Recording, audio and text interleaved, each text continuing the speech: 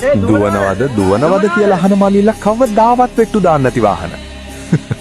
ඔව් මේවට වෙට්ටු දැම්මොත් ඉතින් කියන්න ඕන නෑනේ. හරි. අද කතා වෙන්නේ මෙන්න මේ යෝධයා ගැන. පාරේ රජ කරන ඊළඟ පරම්පරාව කිව්වොත් මම හරිද? ඔව්. ඕක ලංකා අශෝක් ලේලන්ඩ්. අදටත් ඕක පාරට බැස්සම පාර රාජකීය දැම්මක් තියෙනවා. ඇත්තටම දැන් තියෙන ගොඩාක් අලුත් බස් වලට වඩා ලොකු කැපිපෙනීමක් ඕකේ තියෙනවා. ඔව්. දැන් තියෙන අවුරුදු 5 සෙල්ලම් බඩු වගේ නෙවෙයි. ඒක මාර පළලයි. දිග්ගුණත් පුදුම හිතෙනවා. අන්න හරි.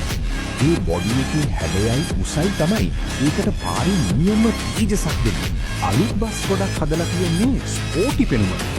ඒ නික තියෙන්නේ ඊට වඩා වෙනස්ම විදිහේ ගැඹීරත්වයක්. ඒක ඇත්ත. ඈත තියාම වුණ අඳුර ගන්න පුළුවන්. එන්ජිමේ සද්දෙත් මාර බලගතොයි වගේ. ලේලන්ඩ් එන්ජිමක් කියන්නේ ඉතින් උපරිම පව තමයි. සෙනග පිරීලා හිටියත් ඔච්චර සිරස්කන්දක් වුණත් සීම කතාවක් නැතුව ඇදගෙන යනවා. හැබැයි අලුත් බස් මීට වඩා සුව පහසුයි නේද? ස්මූත් තමයි. ඒ පීපයෙන් වගේ අලු ස්වාභාවික ධම්මක් නෑ. මේක හදවන එක. නැත්තම් මේකට යන එක වුණත් වෙනස්ම අත්දැකීමක්. මේ බස් ලංකාවේ දේශගුණ